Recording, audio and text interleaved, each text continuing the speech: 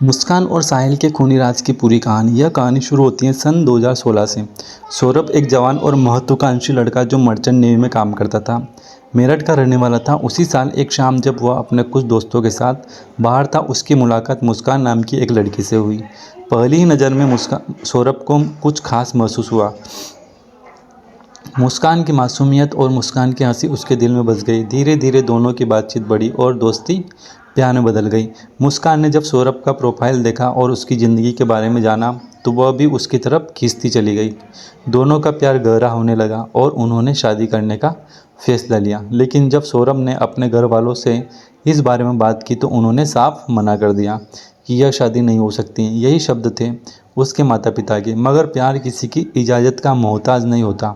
सौरभ और मुस्कान ने घर वालों की मर्जी के खिलाफ जाकर शादी कर ली। 2016 में बिना किसी शान शौकत के, बस कुछ खास दोस्तों की मौजूदगी में उन्होंने अपने रिश्ते को नाम दे दिया। शादी के कुछ ही दिनों बाद सौरभ लंदन चला गया, क्योंकि उसकी पोस्टिंग वहीं थी। मुस्कान मेरठ में अकेली रह गई। वक्त बीतता गया। सौरभ कभी कभी छुट्टी में वापस आता और फिर चला जाता। लेकिन कुछ वक्त बाद मुस्कान और को एहसास हुआ कि सौरभ नेवी में नहीं है, बल्कि लंदन में किसी और काम में से जुड़ा हुआ है। हालांकि यह बातें उनके प्यार के बीच नहीं आई और देखते ही देखते 3 साल गुजर गए। वो और 2019 आ गया। इन 3 सालों में उनके प्यार की निशानी के रूप में उनकी एक बेटी हुई। जब बेटी आई तो सौरभ के घर वालों को दिल थोड़ा पिघलने लगा। उन्होंने बेटी से मिलने की कोशिश की, मगर अब तक बहुत देर हो चुकी थी। सौरभ ने घर वालों से लगभग सारे रिश्ते तोड़ दिए थे। वह अपनी पत्नी और बेटी के साथ एक किराए के मकान में रहने लगा। लेकिन उसकी नौकरी ऐसी थी कि साल के 9-10 महीने वह विदेश में रहता और महज 2-3 महीने ही मेरठ में बिताता। मुस्कान अकेली रह गई थी। वह अपनी बेटी के साथ किराए के मकान में रहती, उसका ख्याल रखती और प्ले स्कूल तक छोड़ने और लाने का काम खुद करती।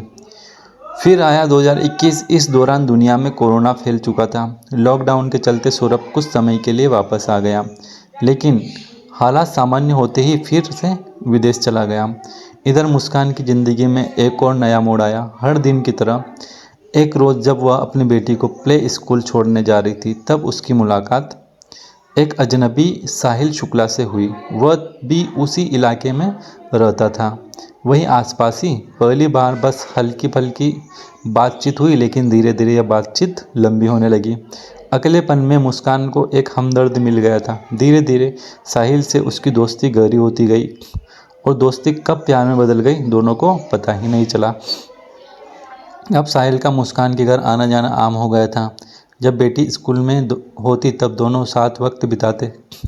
मकान मालिक को यह सब अजीब लगने लगा। 1-2 बार उसने देखा कि साहिल देर तक घर में बैठा रहता, यहाँ तक कि एक बार उसने दोनों को शराब पीते हुए भी देख लिया। वह सोचने लगा, यह लड़का कौन है जो हर रोज़ आता है और इतनी देर तक रुकता है। फिर आया 2021। सौरभ अचानक लंदन से वापस आ गया। उसने आते ही मकान मालिक से मुलाकात की, तो उसने धीरे से कह दिया, भाई साहब, आप जब बाहर रहते हो तो आपकी गैर मौजूदगी में कोई और यहाँ आकर वक्त बिताता है। मैंने खुद देखा है। सौरभ के पैरों तले ज़मीन खिसक गई। उसने घर आकर सीधा मुस्कान का फ़ोन उठाया और चेक पढ़ी। हर शब्द उसके दिल में किसी खंजर की तरह चुभ रहा था। उसे साफ समझ आ गया कि मुस्कान और साहिल के बीच सिर्फ दोस्ती नहीं थी, बात उससे कहीं आगे बढ़ चुकी थी। सौरभ ने मुस्कान को सामने बिठाया और कड़े शब्दों में पूछा, यह सब क्या है? मुस्कान ने पहले झूठ बोलने की कोशिश की, मगर जब सौरभ ने सबूत सामने रख दिया तो वह चुप हो गई। फिर बहस होने लगी। बात इतनी बढ़ गई कि झगड़ा मारपीट तक पहुंच गया। गुस्से में आकर सौरभ ने कहा, अगर तुम्हें साहिल चाहिए तो ठीक है, मैं तुम्हें आज़ाद करता हूँ। मुस्कान चुप रही। तब तक उसके मन में भी सौरभ के लिए कोई भावनाएं नहीं बची थी। उसने इस रिश्ते को बचाने की कोई कोशिश नहीं की। हालत ऐसे हो गई कि तलाक की नौबत आ गई। देखते ही देखते 2023 आ गया। सौरभ ने आखिरकार मुस्कान से तलाक लेने का फैसला कर लिया और वापस लंदन चला गया। इस बार वह सिर्फ कुछ महीनों के लिए नहीं, बल्कि पूरे 2 साल के लिए गया था। इधर मुस्कान और साहिल का रिश्ता और गहरा होता चला गया। साहिल की ज़िंदगी में कई अजीबोगरीब चीज़ें थी। उसकी माँ अब इस दुनिया में नहीं थी, लेकिन वह उससे बात करने का एक अजीब तरीका निकाल चुका था।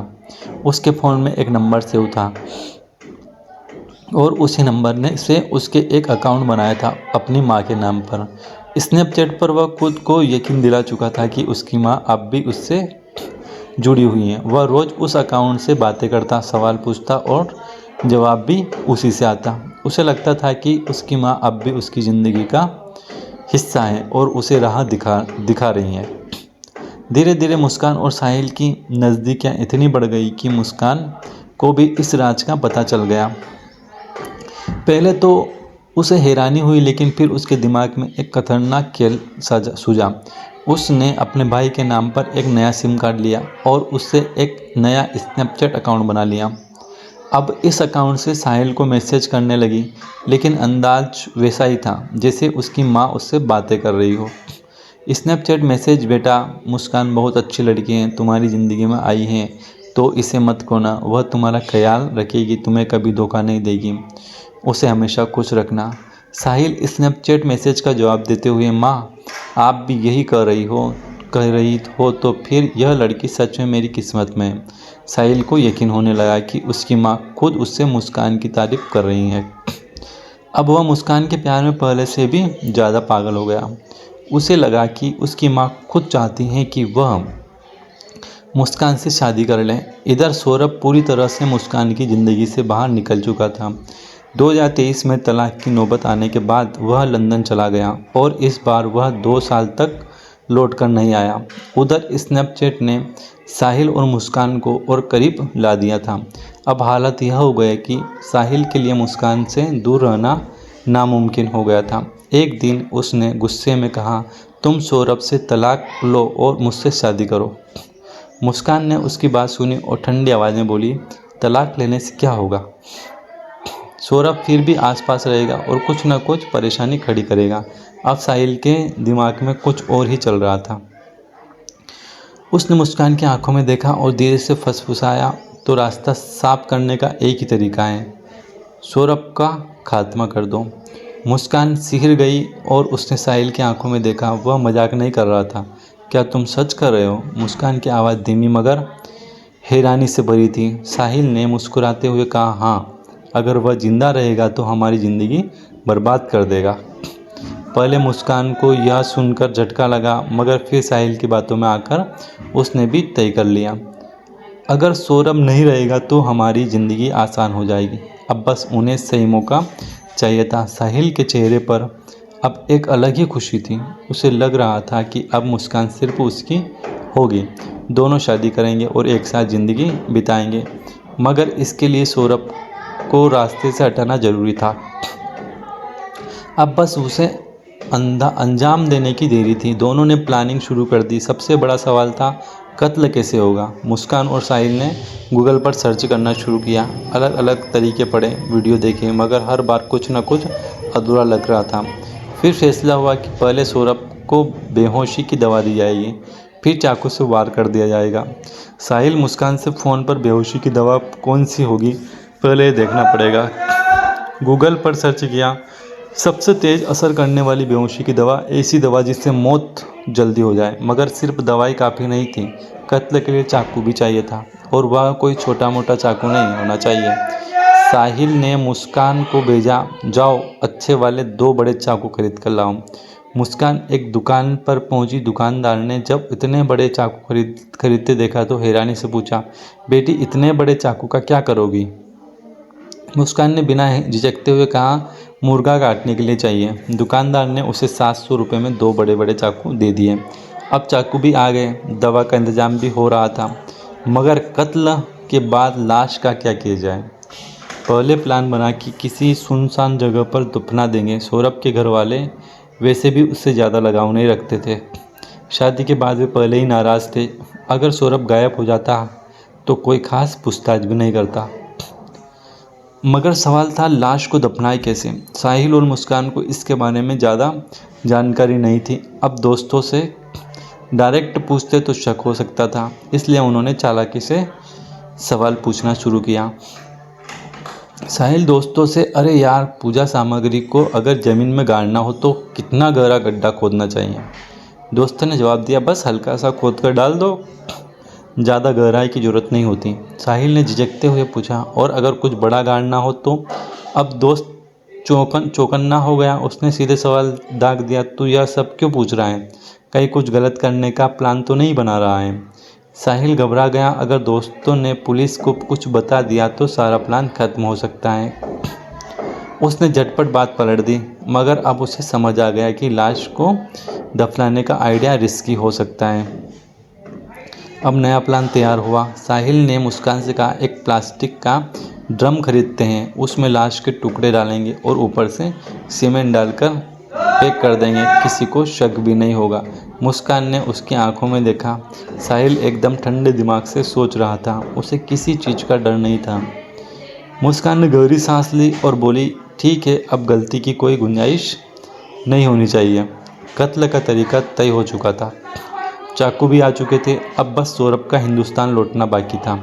सौरभ और मुस्कान के बीच भले ही दूरियां आ चुकी थी, लेकिन सौरभ अब भी मुस्कान से बहुत प्यार करता था। 25 फरवरी को मुस्कान का जन्मदिन था और उसने तय किया कि वह इस खास दिन पर अपनी बीवी और बेटी के साथ रहेगा। तमाम लड़ाइयाँ और गलतफहमियों के बावजूद उसने लंदन से मेरठ आने का फैसला किया। उसने मुस्कान को पहले ही बता दिया था कि 24 फरवरी को मेरठ पहुंच रहा हूं। मुस्कान ने यह बात साहिल को बताई। दोनों ने फ़ौरन फैसला किया, कत्ल 25 फरवरी को ही होगा। प्लान साफ था, शराब में बेहोशी की दवा मिलानी है और सौरभ को पिलानी है, और जब वह बेहोश हो जाएगा तो चाकू से वार कर देना। 25 फरवरी की रात आई, घर में जन्मदिन का जश्न मनाया गया। मुस्कान ने सौरभ के लिए मुस्कुराते हुए केक काटा, लेकिन उसके दिल में पहले से तय खौफनाक प्लान चल रहा था। जैसे ही रात बढ़ी, मुस्कान ने शराब में बेहोशी की दवा मिला दी। अब बस इंतज़ार था कि सौरभ इसे पी ले और बेहोश हो जाए, लेकिन सौरभ हंसते हुए, आज नहीं पीऊँगा। मुस्कान का चेहरा उतर गया। पूरी साजिश नाकाम हो गई। वह ज़बरदस्ती पिला भी नहीं सकती थी, क्योंकि शक हो सकता था। अब क्या किया जाए? सौरभ इस बार बच गया था। अगले दिन मुस्कान और साहिल फिर मिले। दोनों के चेहरे पर झुंझुलाहट थी। अब क्या करें? थोड़ी देर सोचने के बाद साहिल बोला, 3 मार्च यही सही मौका है। 3 मार्च क्यों? क्योंकि उसी दिन उनकी बेटी का 2nd क्लास का आखिरी एग्ज़ाम था। मुस्कान की प्लानिंग थी कि जैसे ही पेपर खत्म होगा वह अपनी बेटी को अपनी माँ के पास भेज देगी, तब घर में सिर्फ पति पत्नी होंगे, कत्ल करना आसान होगा। 3 मार्च आ गया, स्कूल में बेटी का एग्ज़ाम खत्म हुआ। मुस्कान ने अपनी माँ के घर छोड़ दिया। अब घर में सिर्फ सौरभ और मुस्कान थे। साहिल ने प्लान समझाया और मुस्कान ने उसे अंजाम देने की तैयारी शुरू कर दी। रात ढलने लगी। पिछली बार शराब का प्लान फेल हो गया चुका था, इसलिए इस बार मुस्कान ने एक नई चाल चली। सौरभ को कोफ्ता बहुत पसंद था, तो उसने वही बनाया, लेकिन इस कोफ्ते में बेहोशी की दवा मिला दी। रात के 10 बजे सौरभ खुश होकर, वाह, आज कोफ्ता बनाया, तुम अब भी जानती हो कि मुझे क्या पसंद है। मुस्कान ने झूठी मुस्कान के साथ खाना परोसा। सौरभ ने बिना कुछ सोच से समझे खाना खाया। कुछ ही देर में उसकी आंखें भारी होने लगी। रात के 12 बजे मुस्कान ने साहिल को फ़ोन लगाया, सौरभ बेहोश हो गया, अब आ जाओ। साहिल ने बिना देर किए बाइक स्टार्ट की और मुस्कान के घर पहुंच गया। दोनों ने चाकू निकाले। अब इस खेल का आखिरी और सबसे डरावना कदम उठाने का वक्त आ गया था। मुस्कान के हाथ कांप रहे थे, दिल ज़ोर ज़ोर से धड़क रहा था। हाथ में खंजर था, लेकिन हिम्मत जवाब दे रही थी। वह घबराई हुई नज़रों से साहिल को देख रही थी। मैं नहीं कर सकती। उसकी आवाज़ कांप गई। साहिल ने उसकी ठंडी हथेली पर अपनी गर्म उंगलियां रखी। तुम्हें ही करना होगा। पत्नी हो उसकी, पहला वार तुम्हारा होगा। उसकी आवाज़ सख्त थी। मुस्कान ने सिर हिलाया, मगर हाथ आगे नहीं बढ़ा। साहिल झुंझुला गया। उसने मुस्कान का हाथ पकड़ा और खंजर को धीरे धीरे सौरभ के सीने तक ले गया। मुस्कान का पूरा शरीर कांपने लगा। बस एक हल्की सी चोट बाकी, मैं देख लूँगा, साहिल फुसफुसाया। मुस्कान के हाथ अब भी रुके हुए थे। तभी अचानक साहिल ने उसके हाथ पर जोर से वार किया। खंजर तेजी से सीने में उतर गया एक हल्की कराहट, फिर खामोशी। सौरभ की सांसें कुछ देर तक खड़खड़ाई, फिर सब कुछ शांत हो गया। कमरे में सिर्फ खौफनाक सन्नाटा था। मुस्कान सुन्न खड़ी थी। उसके हाथ अब भी खंजर थामे हुए थे, मगर दिमाग ने काम करना बंद कर दिया था। साहिल ने झटके से खंजर खींचा।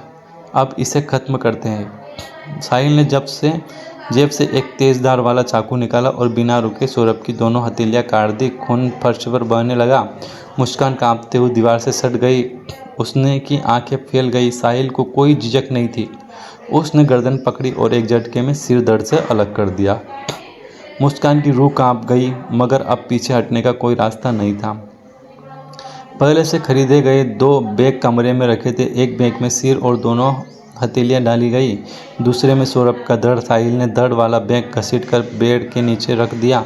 बाकी काम मैं निपटा दूंगा, कहकर साहिल सिर और हथेलियां वाला बैग उठाकर घर से निकल गया। रात के 3 बजे वह अपने घर की ओर बढ़ रहा था तो मुस्कान के घर के पड़ोस में ही था। कमरे में अब बस मुस्कान थी। जब बेड पर वह रोज़ सोती थी, उसी के नीचे आज उसका पति पड़ा था, बिना सिर, बिना हथेलियों के। वह लेटने की कोशिश कर रही थी, मगर आंखें बंद होते ही खून से लथपथ सौरभ का चेहरा दिखता। उसकी सांसें तेज हो गई। घबराहट बढ़ने लगी। कमरे में उसे एक अजीब सा डर महसूस होने लगा।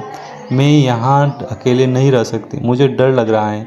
उसने हड़बड़ाते हुए साहिल को फ़ोन लगाया। डर लग रहा है? साहिल हंसा।